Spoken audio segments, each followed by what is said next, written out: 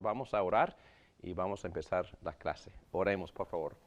Padre nuestro, damos muchas gracias por otra oportunidad de estar aquí en tu presencia. Gracias por todos los que han venido para poder meditar en tu palabra y en especial en este concepto de Cristología. Por favor, ayúdanos a conocer a Cristo, Espíritu Santo de Jesucristo, el que iluminó la palabra de Dios, el que inspiró a los profetas y apóstoles. Por favor, ilumina nuestras mentes y abre nuestro corazón para que podamos entrar en unión con Cristo, gozándonos y disfrutando los ricos beneficios de su gran obra redentora.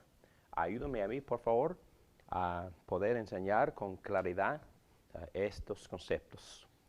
Por todo esto te lo pedimos en el nombre precioso de nuestro Señor Jesucristo. Amén. La importancia de esta clase debe de ser obvia, porque para poder amar a una persona hay que conocer a esa persona.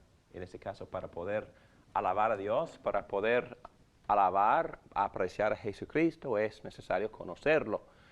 Y durante el transcurso de esas clases y también en la experiencia de varias conversaciones personales, yo he visto que la gente está creciendo mucho en su aprecio y en sus conocimientos acerca de quién es Jesucristo. Y es muy importante porque no hay otra persona más importante que Jesucristo, y para poder apreciarlo, para poder apreciar y comprender nuestra salvación, tenemos que conocer muy bien a esta persona que vivió hace 2000 años aquí en la tierra, pero también que resucitó y ascendió al cielo, y que envió a su Espíritu Santo para aplicarnos la gran redención que Él compró en la cruz por nosotros. Hemos tocado varios temas ya, solo de la identidad de Jesucristo. Ustedes tienen las notas. Y hemos considerado lo que se llama la preexistencia de Cristo. El término indica que Cristo había existido desde la eternidad y obviamente antes de que fue concebido en el vientre de María. También consideramos el concepto de la encarnación, que obviamente quiere decir que Cristo se encarnó y, en otras palabras, tomó carne, que nosotros hemos definido como naturaleza humana, y hemos hablado muchísimo de ese concepto. También la clase anterior consideramos el concepto de la concepción. En este caso, María se concibió siendo virgen, y la persona que fue producto de esa concepción fue Jesucristo, con dos naturalezas, la divina y la humana. Y María se concibió por el poder del Espíritu Santo. Muy bien, en esta noche vamos a volver a considerar un concepto quizás la más importante, o por lo menos una de dos ideas importantes: la deidad o la divinidad de Jesucristo. Vamos a examinar varios textos que enseñan con claridad que Cristo es divino, que Cristo es Dios. Y muchos de estos conceptos ustedes ya han considerado anteriormente, pero en esta noche vamos a ver la necesidad de aclarar las interpretaciones de varios textos, tal como Colosenses capítulo 1. Colosenses 1 es uno de los textos mal entendidos, es uno de los textos mal usados por las sectas falsas. Y no nada más por las sectas falsas, pero por gente que no entienden lo que el apóstol Pablo está diciendo en Colosenses 1 acerca de Cristo como el primogénito. Y yo menciono esta idea porque quizás es la más importante que vamos a considerar esta noche: Cristo como el primogénito. Y como ya pueden ver en las notas, vamos a ver la supremacía de Cristo sobre la creación y sobre la iglesia. y luego vamos a ir a otro texto en Hebreos, capítulo 1 y 2, estudiando la superioridad de Cristo sobre las maneras viejas por medio de las cuales Dios se había revelado. Muy bien, vamos a empezar, por favor, y vamos a buscar en la Biblia, o si prefieren, aquí en las notas, en la hoja 67, tenemos el texto y vamos a tratar de presentar una muy buena exégesis de este texto. Y la primera porción de nuestro tiempo juntos esta noche vamos a dedicar a este pasaje de Colosenses capítulo 1, empezando con versículo 13, pero enfatizando más los versículos 15 a 20. Por favor, ¿alguien quisiera hacernos el favor de leer de Colosenses capítulo 1, comenzando con el versículo 15 hasta el 20? Él es la imagen del Dios invisible, el primogénito de toda la creación, porque por medio de él fueron creadas todas las cosas, en el cielo y en la tierra, visibles, invisibles, sean tronos, poderes, principados o autoridades. Todo ha sido creado por medio de él y para él. Él es anterior a todas las cosas, que por medio de él forman un todo coherente.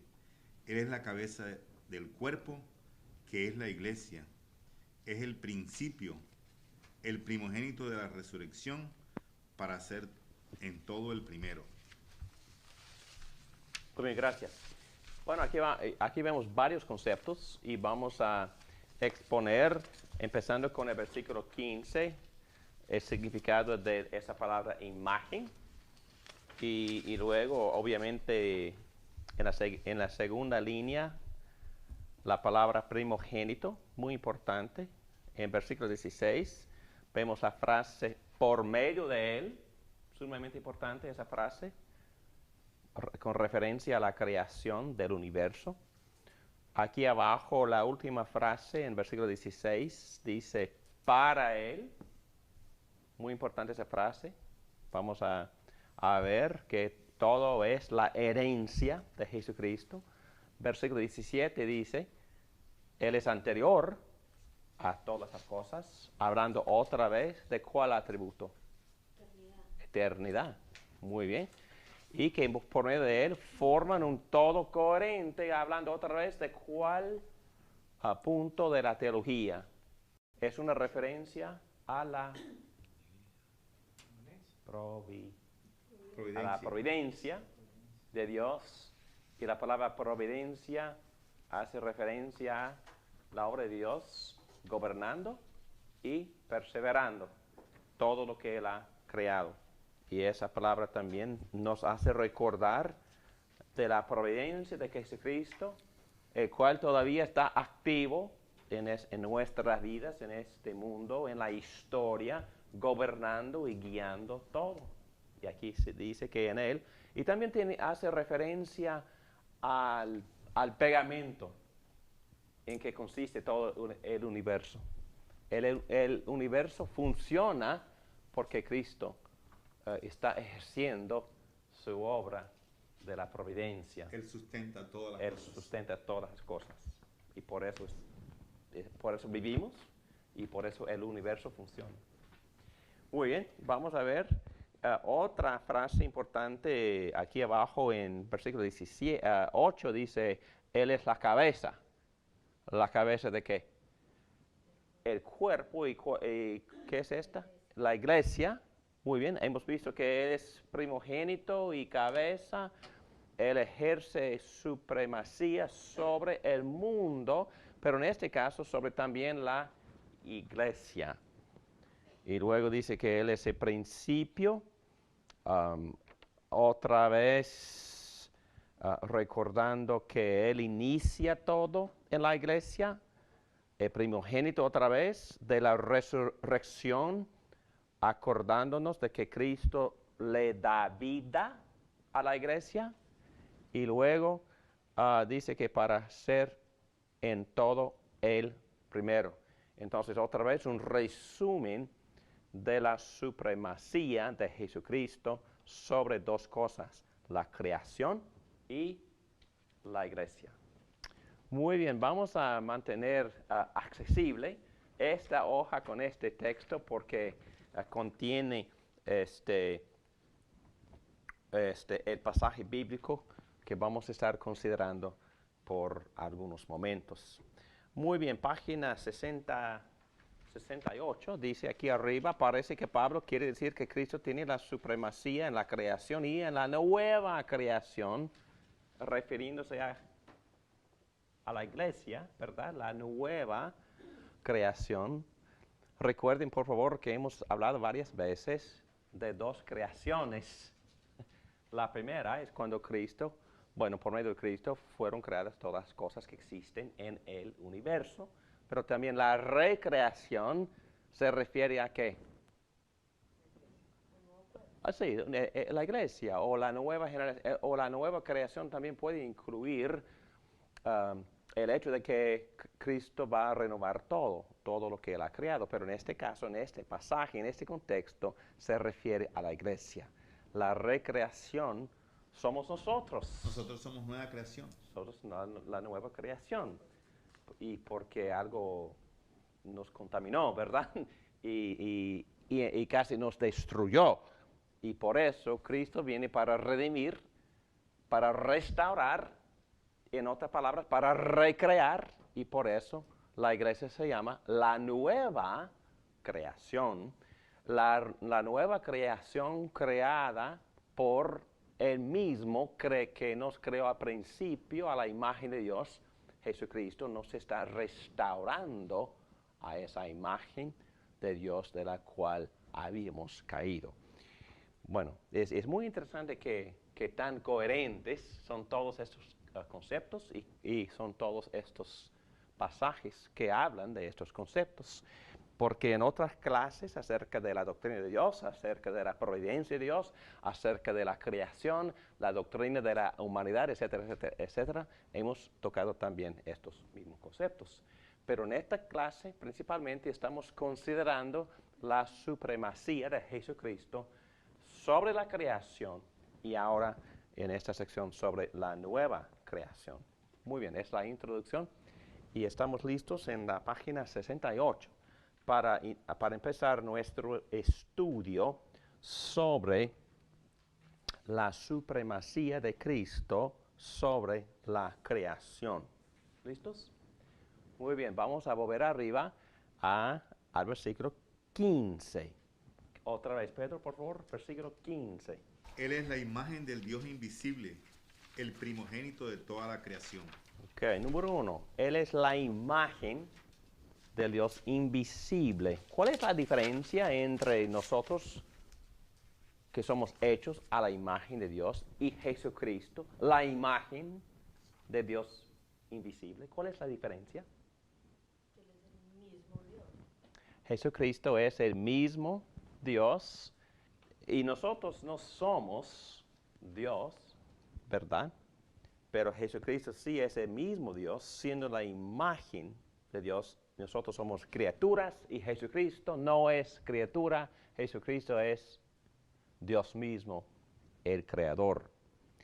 Muy bien, dice, Él es Dios invisible manifestado. Muy bien, ahora vamos a considerar este término muy importante, primogénito. Versículo 15 también dice, el primogénito de toda creación. Primogénito. Bueno, obviamente cuando nosotros escuchamos esa palabra pensamos en el primer hijo para nacer, ¿no? Pensamos en términos literales o en términos biológicos. Y también la Biblia usa ese término para referirse al primer hijo para nacer, pero se usa de otra manera también. Y vamos a ver cómo. A veces quiere decir rango o privilegio. En este texto dice, Él es la imagen de Dios invisible, el primogénito de toda creación, y luego sigue hablando de la obra de Cristo creando todo lo que existe. como ya dije al principio, las sectas falsas insisten en que este texto quiere decir que Cristo empezó a existir en ese momento. Sí, los testigos de Jehová, por ejemplo, dicen que este texto es toda la evidencia que ellos necesitan para poder decir que Cristo es una criatura. O por lo menos que Cristo tiene un principio que en un momento empezó a existir y usan este texto como texto de prueba, primogénito. Pero vamos a ver que la palabra se usa de manera distinta en otros textos. En el versículo 16, en el mismo contexto, que más se dice de Cristo que va en contra de una definición literal o biológica. Dice que también Él es el creador. es creador. Ninguna criatura puede participar en la obra de la creación. Solo Dios puede participar. Solo Dios crea y la criatura no. Y también hay varios textos en el Antiguo Testamento en los cuales primogénito tiene sentido de rango o privilegio. Y vamos a buscar uno de esos textos al principio, bueno, al ratito. Pero ustedes deben de conocer la historia de Esaú y Jacobo. Literalmente, ¿quién nació primero, biológicamente hablando? Esaú. ¿Y qué pasó? Le vendió los derechos, dice aquí. Eso es lo que pasó, ¿no? Él vendió sus derechos de Primogénito. de primogénito a su hermano. Y luego su hermano menor llegó a ser el primogénito, según esta definición. Y esta definición se refiere a rango o privilegio, primer lugar, importancia, altísimo. Bueno, ya es el líder y ya todo va de la familia, va a través de él, porque él es el primogénito y ocupa el lugar de importancia, de rango, de privilegio. Y eso es lo que en este texto primogénito llega a ser literalmente la segunda persona para nacer biológicamente. Esa persona que nació segundo llegó a ser el primogénito. Por lo tanto, primogénito habla del que es el más alto, o también la palabra preeminente, en este caso, se refiere a la supremacía de Cristo, aún en este mismo texto, pero vamos a ver que hay otro texto más claro todavía. Hay que buscar Salmo 89. Salmo 89 es una profecía directa del Mesías, de Jesucristo. Y en este salmo habla de él como el primogénito. En esas profecías, pues vamos a ver, ¿qué dice el texto en versículo 27? Yo le daré los derechos de primogenitura, la primacía sobre los reyes de la tierra. Ok. ¿En qué sentido se usa la palabra en ese contexto? Que tiene que nace primero tiene Ujú. derecho a... El líder. De líder. Es un privilegio, es un líder. Dice primacía sobre los reyes. Más importancia. Rango. Será el Rango. primero. Sí. Muy bien. Entonces fíjese en la exaltación de primogénito. Primacía sobre. Aquí el primogénito no se refiere a una criatura, sino del Altísimo, el preeminente. Bueno, estamos hablando de la conclusión, ¿verdad? La conclusión de este texto es que, volviendo a Colosenses capítulo 1, versículo 15, hablando de Jesucristo, ¿qué está diciendo Pablo de él por el uso del término primogénito? Que Cristo tiene la supremacía, ¿no? ¿Sobre qué en este contexto? Sobre toda la creación. Sobre toda la creación. Entonces, Pablo está diciendo dos cosas muy importantes de Jesucristo. Primero, él es el creador, o por lo menos es el agente, que por medio de él fueron creadas todas las cosas, pero también está diciendo que él es el más importante, él es número uno, él es el jefe, es el rey. Está hablando de Cristo como el Cristo exaltado sobre todo lo que él había creado. Entonces, no hay otra manera de entender este texto. No hay otra manera. Porque Así es Cristo, el preeminente, el original. ¿Pregunta, comentario? Muy bien. Ok, vamos a seguir al versículo 16. Por favor, en voz alta, ¿quisieras leer versículo 16? Porque por medio de él fueron creadas todas las cosas en el cielo y en la tierra, visibles e invisibles, sean tronos, poderes, principados o autoridades. Todo ha sido creado por medio de él y para él. Ok. ¿Qué aspecto de la divinidad está hablando Pablo? ¿De qué aspecto de la divinidad? Como creador, ¿verdad?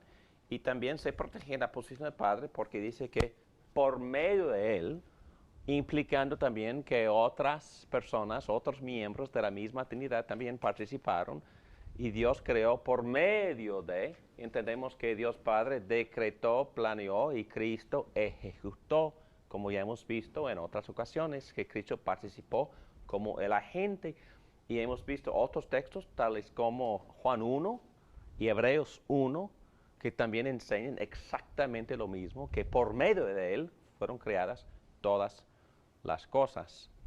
Y también hablando de la obra del Espíritu Santo, ¿de qué manera participó el Espíritu Santo en la creación? En Génesis 1 dice que el Espíritu se movía. Se movía, implicando que el Espíritu Santo estaba poniendo forma, refinando todo lo que Dios mismo, Dios Padre, había creado por medio de el Logos, Jesucristo, la gran sabiduría, el maestro arquitecto, como dice Proverbios 8, Jesucristo como el constructor, participando, ejecutando la obra de la creación. Pero ¿sabes qué? Se puede decir lo mismo de la recreación. ¿Quién decretó recrear? Bueno, Dios, supuestamente Dios Padre, ¿y quién ejecutó ese plan de recrear? Jesucristo. El Espíritu Santo también para... Pero también, ¿qué hizo el Espíritu Santo? ¿Qué hace todavía el Espíritu Santo? Nos acompaña, pero ¿qué más hace? Hace exactamente lo mismo lo que hizo en la primera creación. Nos enseña, nos guía, nos enseña, nos guía, nos refina, nos renueva, nos aplica todo lo que Cristo hizo y nos da todos los beneficios de Cristo. Entonces, aquí vemos otro paralelo entre la creación, Dios Padre decretando, Dios Hijo ejecutando, Dios Espíritu Santo refinando, renovando, y también en la nueva creación o en la redención, en la gran salvación, Dios mismo decretando, Dios Hijo ejecutando por ir, por servir, por sacrificarse en la cruz, por resucitar, por ascender. Él ejecutó la obra de la recreación y ahora la tercera persona de la Trinidad, que se llama Espíritu Santo, nos está aplicando esos beneficios de la obra redentora de Jesucristo. Cuando uno acepta a Cristo, creyendo en Cristo, ¿quién viene? el Espíritu Santo. Y el Espíritu, la obra del Espíritu Santo. El Espíritu Santo empieza a morar dentro del mismo cuerpo del ser humano para darnos lo de Cristo, para aplicarnos todos los beneficios de Jesucristo. Muy bien. Cristo, el agente. También la C dice que la Trinidad crea participando. Ya hemos visto esto. Y obviamente los ángeles no son los agentes de la creación. Los ángeles no crean, ni el hombre es agente de la creación. El hombre no crea nada. ¿Por qué se menciona esto aquí? Porque las sectas falsas dicen que también Cristo es el creador, pero ¿cómo? Es imposible que Él sea creador si no es Dios, exactamente, si no es divino, si no tiene deidad. La D dice la creación comprensiva. Aquí vemos que porque por medio de Él fueron hechas todas las cosas. Y el apóstol Pablo enfatiza esto, siguiendo diciendo, fueron creadas todas las cosas. En el cielo, ¿qué cosas? ¿Cuál? Las estrellas, todas Ok. Las cuales está ¿Pero haciendo qué más? actualmente. El universo. Y dice, y también en la tierra, todo lo que existe aquí en la tierra, todo, absolutamente todo. Pero también dice, para enfatizar cosas visibles e invisibles. Jesucristo creó cosas invisibles. ¿Tales qué? ¿Qué cosas? Los ángeles. Por supuesto, hay varias clases de ángeles. Y por eso dice, Cristo también, por medio de él, fueron creados los ángeles, poderes, tronos, principados, autoridades. Todo ha sido creado por medio de ¿quién? De Jesucristo. La creación comprensiva, hablando otra vez de un paralelo entre Génesis, Dios creando el cielo y la tierra, y también ahora en la nueva creación, Jesucristo, Dios por medio de Jesucristo, creando también o recreando nuestro espíritu, restaurando, santificando nuestro espíritu, pero también nuestro cuerpo. Nuestro cuerpo un día también resucitará y será completamente renovado y restaurado, perfeccionado en un futuro cuando Cristo viene. Entonces, por eso la frase, la creación comprensiva desde el principio, con la creación de todo el universo, cosas visibles e invisibles, y ahora con la nueva creación, cosas visibles y cosas invisibles, y Cristo va a terminar su obra de recrear al regresar o al venir la segunda vez. Muy bien. Seguimos en el mismo texto. Herejías. No sabemos exactamente a cuáles herejías se refiere el apóstol Pablo, pero aquí está una lista. Estamos adivinando nada más.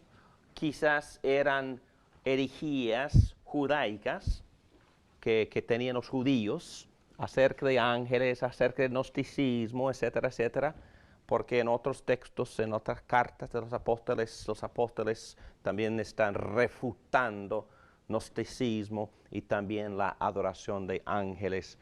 Eran herejías que brotaron del mismo judaísmo y quizás, no sabemos, quizás Pablo también hace referencia a esas herejías por insistir en este tipo de Cristo, creador, sustentor, creador de cosas visibles e invisibles, y que por medio de él forman un todo coherente. Implicaciones. El versículo 16 es una de 4 maneras para decir que Cristo es el creador. Lo dice también en Juan 1:3, que estudiamos hace 3 semanas. Por medio de él todas las cosas fueron creadas. Dice el apóstol Juan también en su evangelio. Otra implicación, si Cristo es creador, eso implica que es Dios, y esa verdad exige o requiere nuestra adoración, nuestro culto. Y también implica que este mismo Cristo puede dar la gracia. Y por eso hay muchos textos en las cartas apostólicas que dicen gracias y paz a ustedes de Dios nuestro Padre y de nuestro Señor Jesucristo. Jamás se dice eso de un ángel. Ustedes pueden imaginar un texto bíblico diciendo gracias y paz a ustedes de los ángeles y hombres. Jamás. No tiene ningún sentido. Solo Dios puede bendecir, solo Dios puede dar gracia de esa manera. Siguiendo al versículo 16, página 71. Ahora, herencia es una frase. ¿Cuál frase implica que Cristo recibirá una herencia? Para él. Para él, exactamente. El texto dice que no todas las cosas fueron creadas por medio de Cristo, pero también para Cristo. ¿Y qué significa esa frase? Él es el dueño. ¿Es el dueño? Sí. Heredero de todo. Heredero de todo. Y todo es para su gloria. Pero él va a heredar. ¿Qué? Todo el universo. Todo. Y también Romanos 8 dice que también nosotros vamos a ser Coherederos. coherederos, compartiendo ¿qué? La Herencia. gloria de Jesucristo. Entonces, en un sentido que nosotros no comprendemos, vamos a reinar con Él, Él va a compartir responsabilidades con nosotros. Hay una palabra que dice que quizás a Paul va a ser alcalde de 10 ciudades. Hay que prepararse, Paul. Muy bien. Para él implica herencia. Ok, y aquí hay muchos comentarios de nuestro profesor Robert Peterson diciendo que esto es precisamente lo que se dice también en Hebreos 1, 2. A este lo designó heredero de todo. No solo creó todo en el principio, sino Jesucristo lo creó para su gloria, para sus propósitos. Juan lo dice así en Apocalipsis, también dice que Él es el alfa y la omega, diríamos la A hasta la Z, el principio y el fin. Él es el alfa, Él es el creador, Él es la omega, que quiere decir todas las cosas fueron creadas para Él. Él es anterior a todas las cosas. Ya vemos otro atributo. Él es número uno, pero también preeminente, pero eso también implica, esta frase implica eternidad. Los seres humanos y los ángeles tienen un principio y existen para siempre. Somos inmortales por virtud del don de Dios. Solo Dios es eterno. Lo podemos diagramar diciendo que la inmortalidad va en una dirección. Dios tiene flechas que van en ambas direcciones, porque Dios ni tiene principio ni fin. La eternidad se adscribe al Hijo por esta frase. Él es anterior a todas las cosas, que por medio de Él forman un todo coherente. Interesante. Y ahora hablamos de otro aspecto de la divinidad o deidad, la providencia. Y esta frase forman un todo coherente. Este versículo, bueno, se escribe la obra de providencia que ya hemos visto, ¿verdad? Y otra vez, ¿qué significa providencia? ¿Ustedes creen en la providencia? Sustentar, gobernar todo. Okay.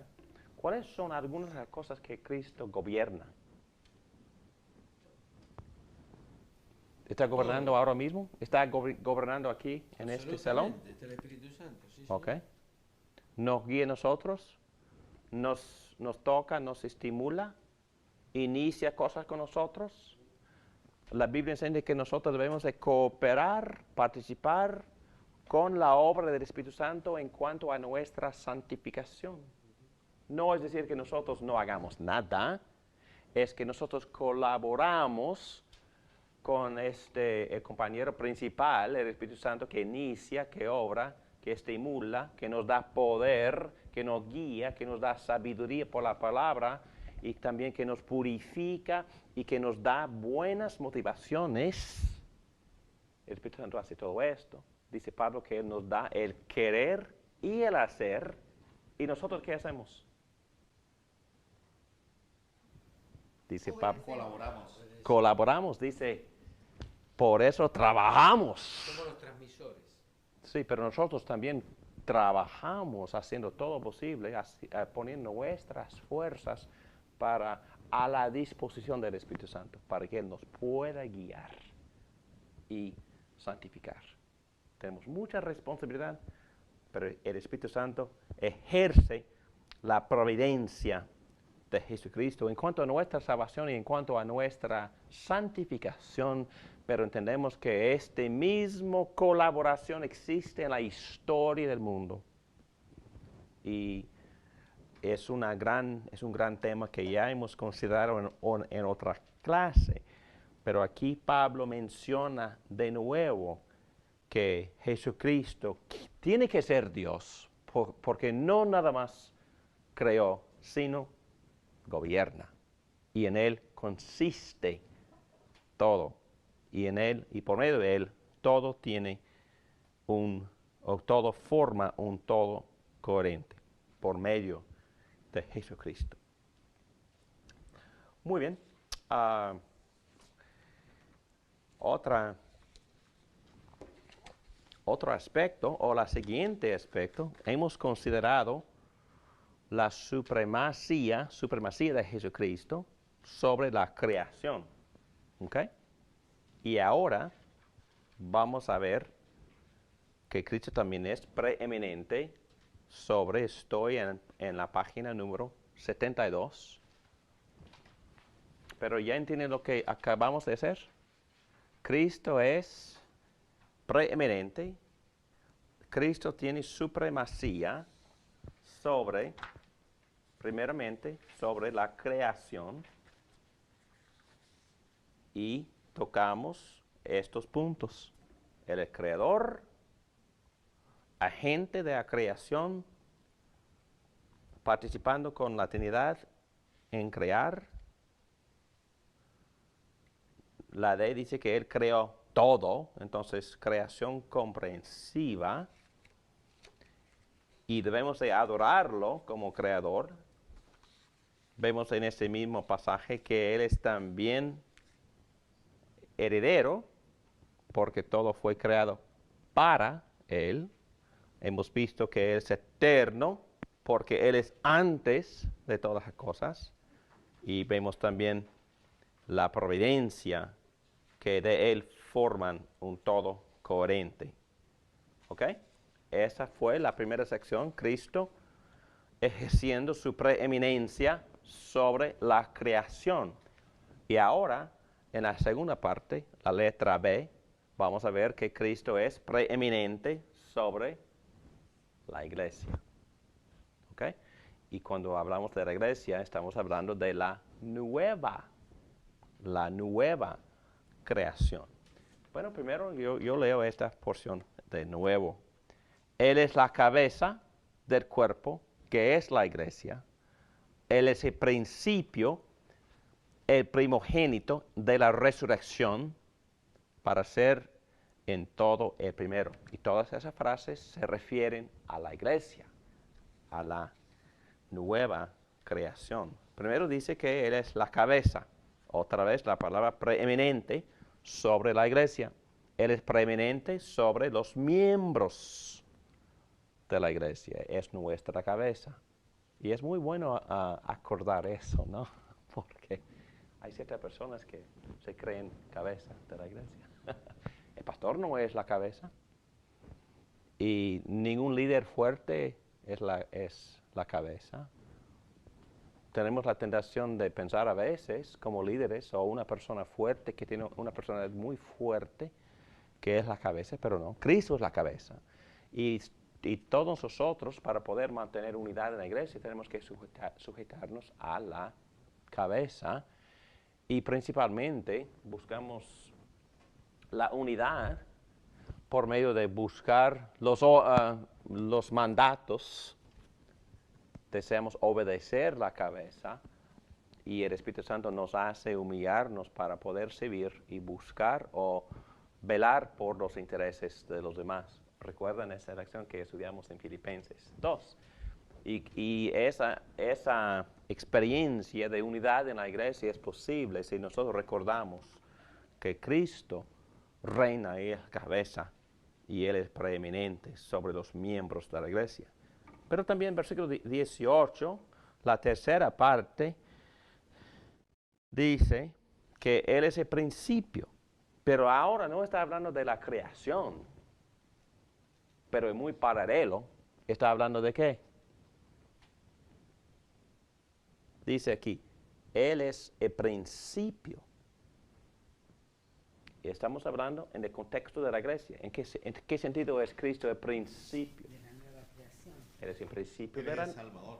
Él es el Salvador. Él es el que inicia, que empieza la nueva creación. ¿Y cómo lo hace? Exactamente, muriendo y resucitando, enviando al Espíritu Santo para empezar a tocar corazones y para empezar a resucitar de entre los muertos a los pecadores, para que nosotros podamos empezar a vivir hacia Dios. Y Cristo inicia, Cristo da vida. 18, la cuarta parte dice, el primogénito otra vez, primogénito de la resurrección. Y por eso, ¿y por qué trae esta frase? Porque Él da vida. Él fue el dador de la vida a la creación física. Y Él es también el dador de la vida a la iglesia. Él es el Salvador. Y cualquiera que tiene vida, que tiene la vida, y es una parte de la iglesia, ha recibido la vida de aquel que es el segundo y el último Adán, según 1 Corintios 15, el que es la fuente de la vida para la iglesia. La iglesia no tiene vida aparte de Cristo. Cristo es la vida. Y por supuesto, por medio de su Espíritu Santo, Él le da vida a la iglesia.